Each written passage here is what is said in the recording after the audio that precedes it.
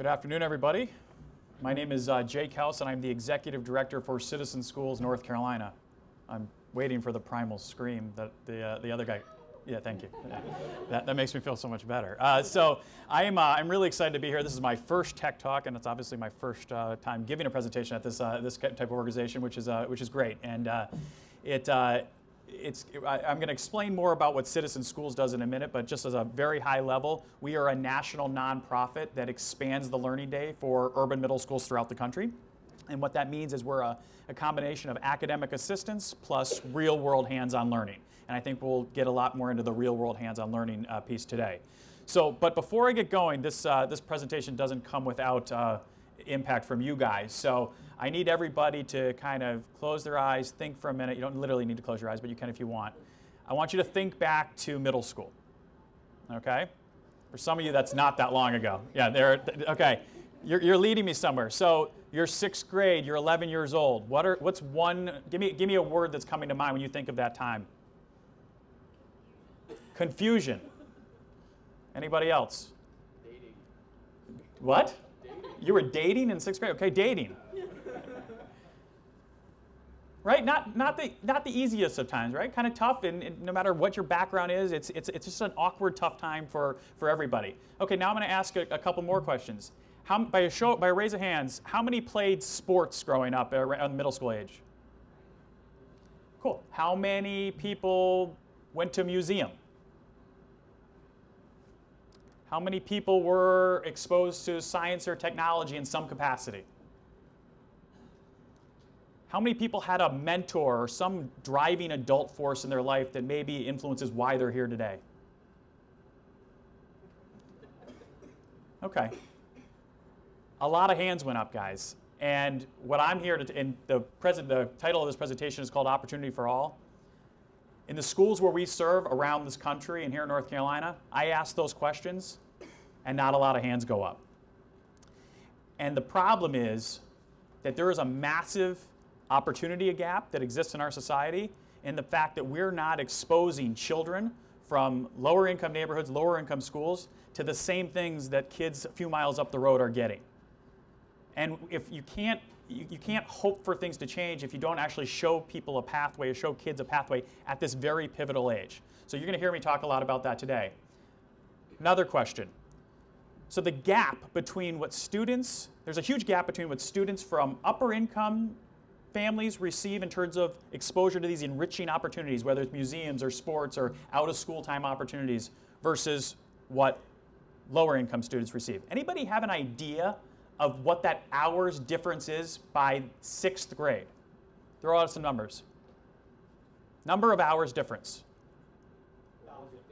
1,000? Keep going. I have a stress ball for the correct answer, so let's get going here. 2,000, keep going. 5,000. Getting closer. 6,000. Who said that? 6,000 hours. 6,000 hour difference if you're in the top quartile of incomes and families versus the bottom quartile in terms of your exposure to those opportunities. Let me tell you guys a little bit about myself. I had the honor and privilege to lead the turnaround of an elementary school in Pittsburgh, Pennsylvania. And in Pittsburgh, we had something that was amazing called the Pittsburgh Promise. University of Pittsburgh Medical Center has given $100 million to Pittsburgh Public Schools and created something called the Pittsburgh Promise, which gave a $40,000 scholarship to any child who went through Pittsburgh Public Schools that had 2.5 GPA and 90% attendance. $40,000. $10,000 a year. Was taking a lot of the financial factors out of for the kids who typically wouldn't be, or had given the excuse, or families like we just can't afford it, right? Mitigating that. So here I'm leading this school, and we have literally, this is a school that had failed generations of families and kids. It was a disaster. In a couple of years, we changed the culture. We put it on a huge path towards growth. We had some of the fastest growing scores in the state. In the city. But when I talked to my rising 6th graders, 11 years old, and I said, promise ready, right? Promise ready was the common vernacular. Johnny, are you promise ready? Are you ready? Looks back were blank stares, blank eyes. Mr. House, I don't know. That's not for me. What do you mean it's not for you? Pittsburgh prom is $40,000. You're doing amazing. I don't know. I just don't know. What do you think might have been missing? Anybody know what this means? There's another. No, good guess. Reason. 2. Say it again. Believe. Reason to believe. We haven't given the kids a reason to believe. If you don't show students what's possible, if they can't see for themselves why that reading class is important, why that math class is important, how do you expect them to find it on their own? When the other kids are going to museums, are seeing their families, or seeing people in their community doing all these things. You have to open the eyes of students.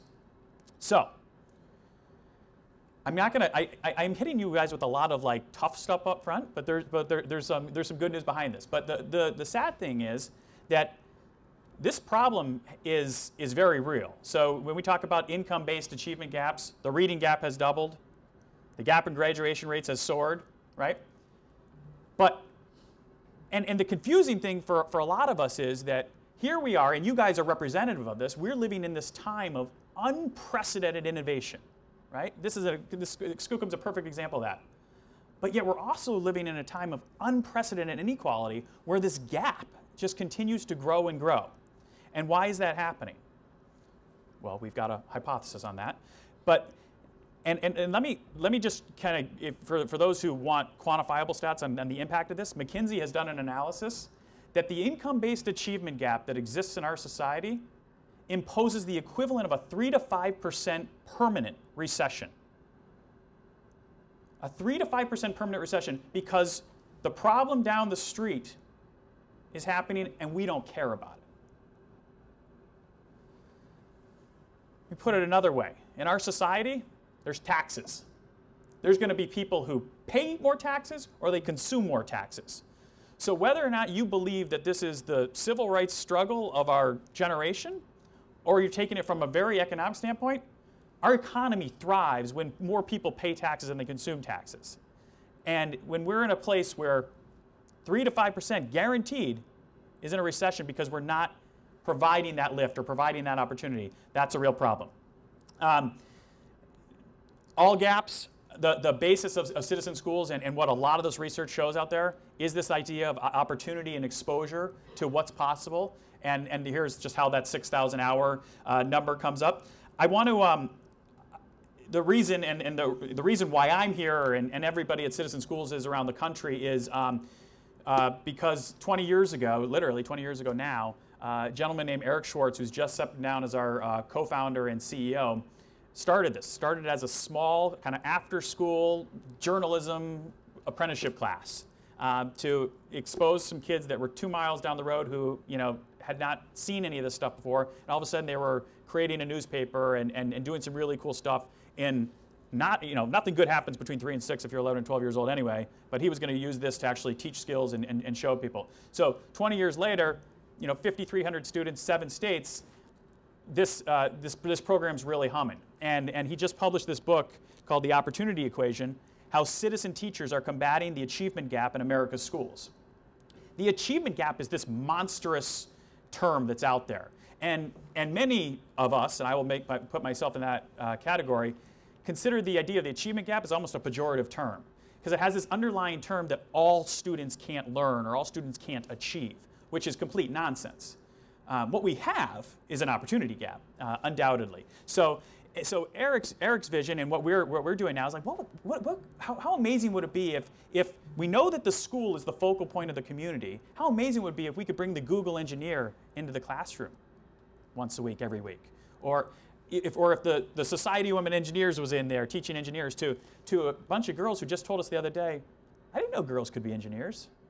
So, this was the vision, and this is what we are doing. And for those, subtle plug, but next week on the 10th, Eric is actually going to be stopping in Charlotte, Bank of America here. If you want to come to that book tour event, please do come by, because he's got a really cool story, and this is a lot about what we do. So let me give you guys a little bit of an example of what Citizen Schools is. So again, what we do is we expand the learning day. My team is a second shift of educators. So they are, it's about 70% of my teachers are AmeriCorps teaching fellows. They're doing 2-year teaching fellowships with us. I have a campus director who's like a principal. These folks get into the school at 9:30 in the morning. They work with the teachers. They work with the students.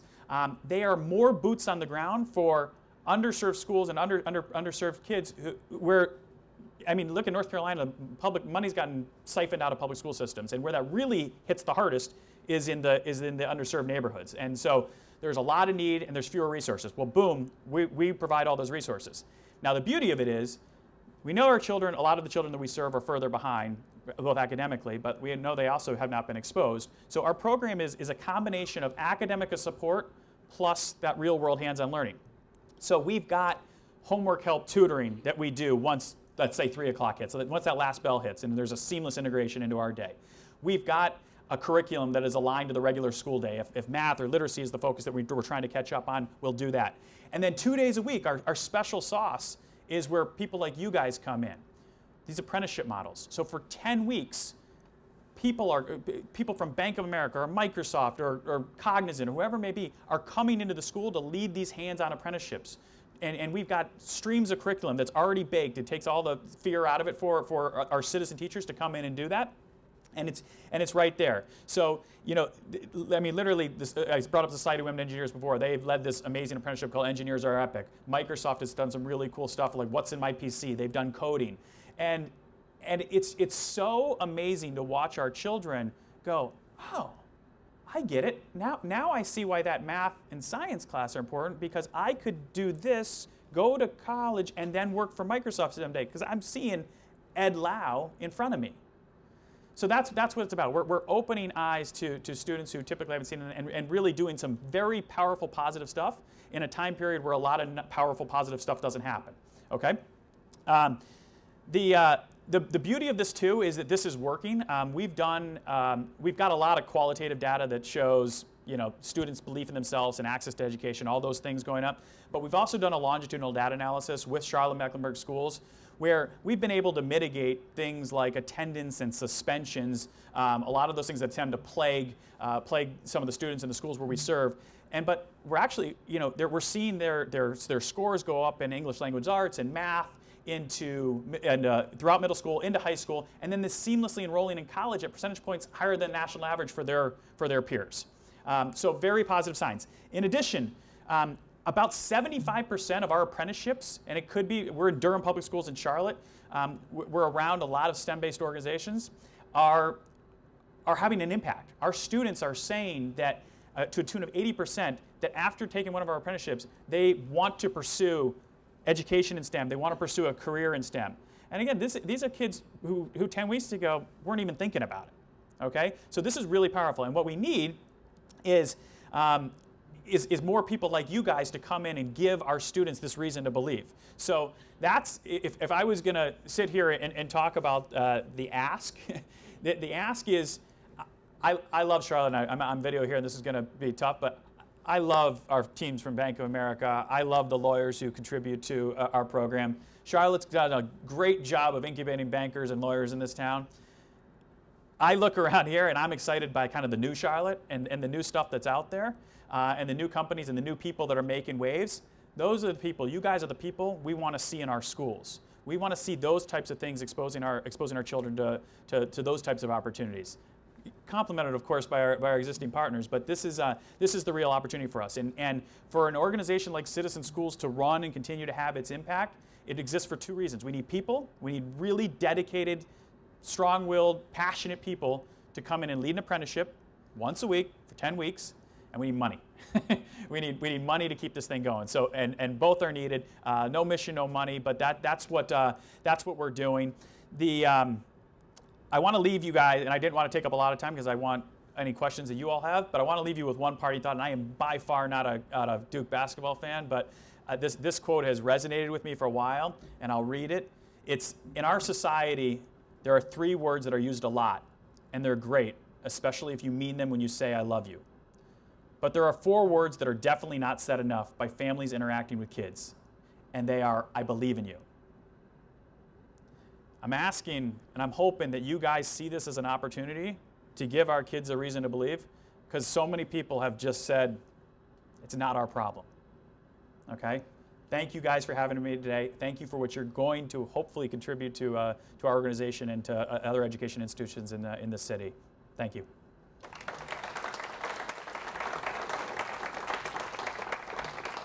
Any questions? Yes.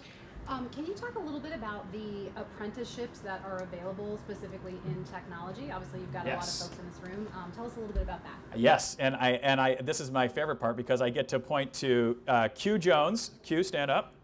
So Q is the manager of external engagement for Charlotte. Her job is to recruit apprenticeships. This semester, we are going to have 30 apprenticeships in Charlotte, and then 30 more in the spring. So. Q, why don't you hit on a few types? This actually gives me a chance to give a quick shout out too. I have 2 new volunteers in the room with me today. There you go, stand up. Where are you? You want to go up there? Charles, yeah, there you go. Charles and Simon, yes, please stand up. They're both with Youth Energy, and they're coming on board this semester for the first time to teach with us. And you guys are going to teach Generation Technology, which is a curriculum all about electrical engineering and other engineering concepts. So we're excited to see that. Sit down. Other apprenticeships in the technology field that will be offered this semester are What's in My PC, which is a returning apprenticeship led by Microsoft. They've taught this topic about 8 or 9 semesters consecutively at this point. And that's our students going in, learning all the different internal pieces and parts of a computer, and then building a computer themselves. And then at our WOW event, the students demonstrate these computers to our audiences, to their families, and to their teachers. And so that's pretty cool. Engineers Are Epic is another one that's offered by the Society of Women Engineers, partnered with the National Society of Black Engineers. They come together and teach our students how to make solar cars, and they're building catapults, and they're making slime and chocolate asphalt.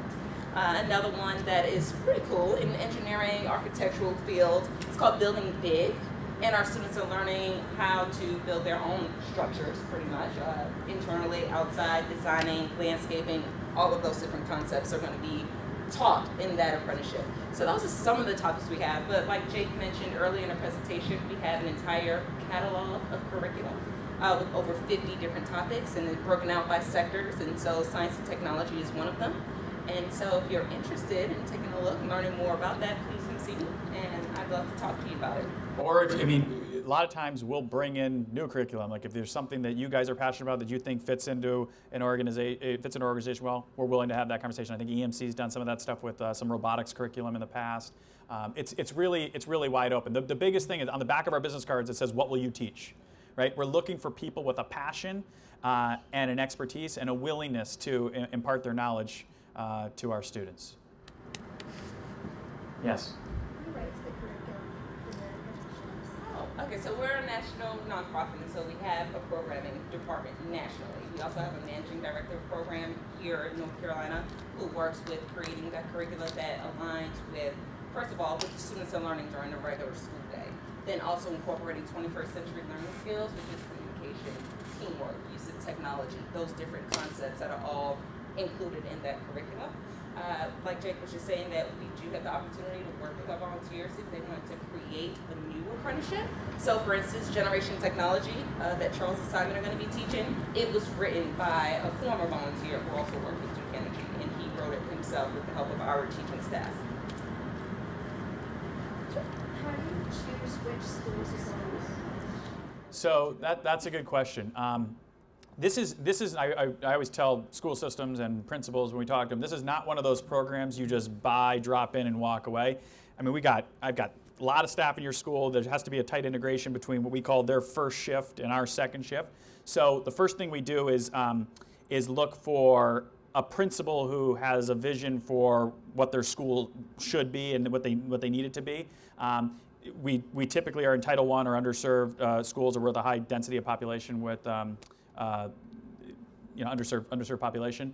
Those are the two biggest things, and then it largely just comes down to school district and school fit and ability to fund in some capacity as well. Do you work with TFA or the New Teacher Project? We don't directly work with them. A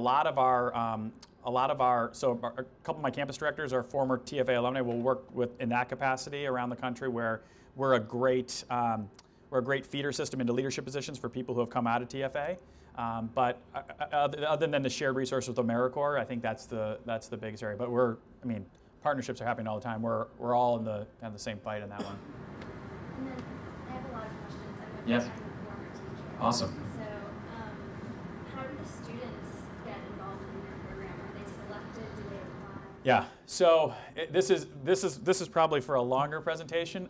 So Citizen Schools started as a typical after-school program, then kind of went into this out-of-school time space.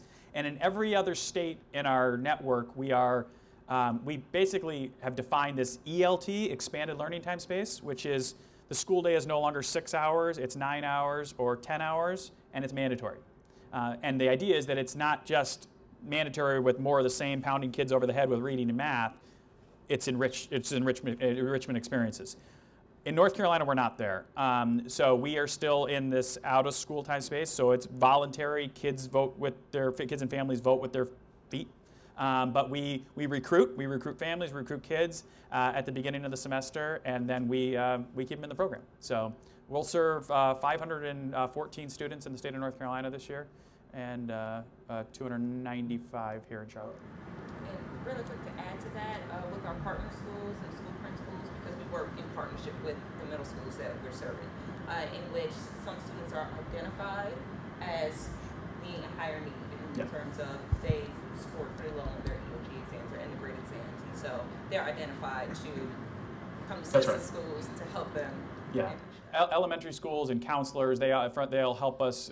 Hey, this is an ideal candidate for you guys. Let's go after them that way. If you receive support from a private funder, are you able to handpick your school that you want to work with within CMS, or does CMS require you to? CMS doesn't require us to do anything. It's always a conversation. Frankly, we grew into a new school this year, but the biggest growth opportunity for us, given the size of the schools we're serving, I mean, MLK up in Hidden Valley has 406 graders this year. We're serving 180. I mean, like the opportunity to serve and expand organically within the schools where we serve, like that's huge, and that's where the principal, they would love us to be doing that. It largely just comes down to funding. I mean, we don't spend a lot per pupil in the state, and when you're asking for to expand the learning day, they're like, well, how, with what? So it's hard. It's a hard place to do what we do, but the results speak for themselves. And we've got demand from families, demand from schools, demand. It all comes down to dollars. Yes. Especially in the technology field, are you limited by the courses you can teach because of resources? I mean, not everyone has a computer, not everyone has certain. Yeah, I would. I tell all my teachers and to modify and adjust. So don't assume that this plug is going to work and your presentation is going to come up. Your ability to work within the hands-on piece of this, and if there's nothing there, has to be there. It's just the reality. Is it hard for kids if during this class that you have access to a computer, if you bring in your own computer, but then after 10 weeks, if they really are interested in like coding, how do they continue to code if they don't have access to those resources? That's the major problem. I can see by your face. So Citizen Schools serves only middle schools. There has to be other folks, other solutions that come in at the elementary, that come in at the high school, and there are. I mean, this is not a whole dire game here, but we've defined our core competency as middle school expanded learning, and we're not, as much as people want us to stray from that or go full year or go into the summer, we got to do what we do well, and hope that others come along and take that torch. And opening their eyes is huge. So right. That sounds like you're doing It's big.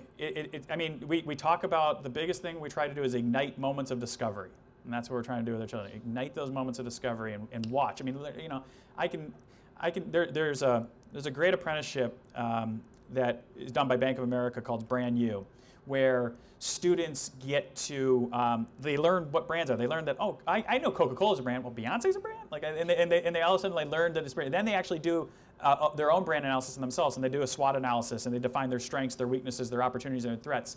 And so one of the students, this was fascinating. She had gone through that apprenticeship with Bank of America, and then she was also doing a What's in Your PC apprenticeship with Microsoft. And so, Q mentioned before, and I failed to say that, at the end of the 10 weeks, we have what's called a wow event, where the students and their citizen teachers literally wow the audience and teach back everything they did. In front of families, superintendents, we'll get a couple hundred people into the school for a really positive evening, and it's amazing. So the students do 2 apprenticeships per semester. So this one student, she literally had done her what's in her PC with Microsoft. So the citizen teacher had finished with her, and he's like, oh, I want to go see what my students are doing. And he walked into the room where she was doing the Bank of America apprenticeship. And on her opportunity quadrant, it said, I believe I have the opportunity to work for Microsoft someday because of what Mr. Lau taught me in my apprenticeship. So it's very cool.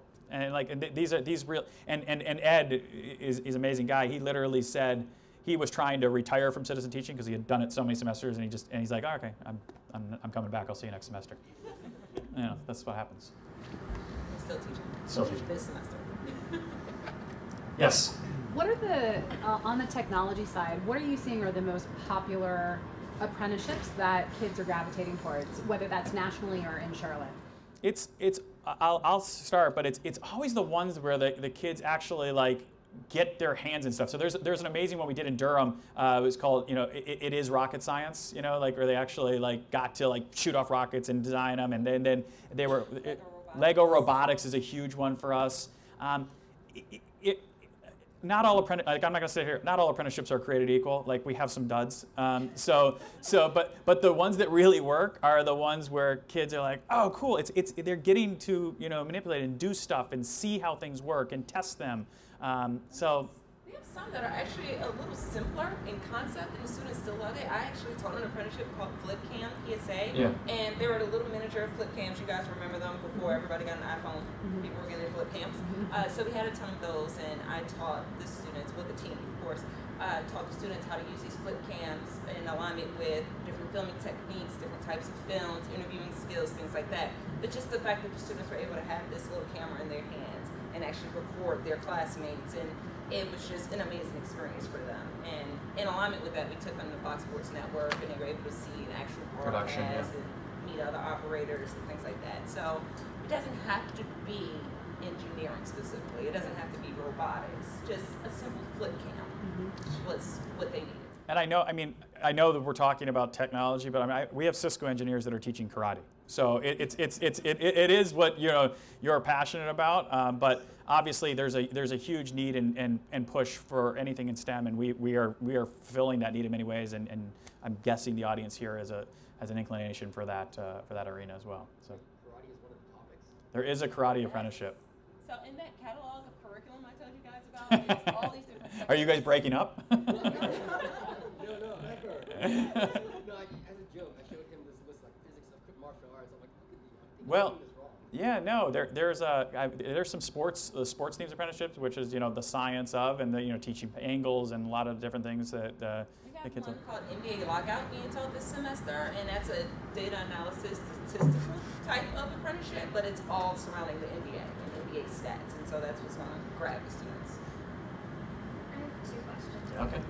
One is, how big are the class sizes for the apprenticeships? And then the second one is, what's the gender breakdown, particularly in this technology gear? Yeah, so good question. First is I'd say an average class size of 18 to 20. And the important thing, I probably should have said this before, you are not alone in that classroom. So your job is to deliver your hour and 15-minute, once a week. But you're partnered with one of our teachers who runs that class, and if Johnny's off the wall, they're dealing with the behavior. That's not your job. So, you've got that one covered. The second, what was the second question? The gender rate. That's a tough one to say because we give all of our students a voice and a choice. So they actually, people like the citizen teachers will come in and pitch what they're going to do, and then the kids will advocate for what they want in writing and speech. They'll say, I want to do this because this is my first choice because. So I haven't seen like a big draw for just guys in any. We have some topics that are gender specific, such as an apprenticeship called Beautiful Girls, which is all about self-empowerment, self-realization for young girls. So that, of course, is all girls. But otherwise, our population last year for citizen schools was about 56% female and 40% voice, but that's not specific towards apprenticeships. Yeah. Anything else? These are good questions. We got to get you a teacher. I think she's there. I think so. So you mentioned that your data shows that students who participate in your program perform better on their end of grade tests and so forth. How many years back does your data go?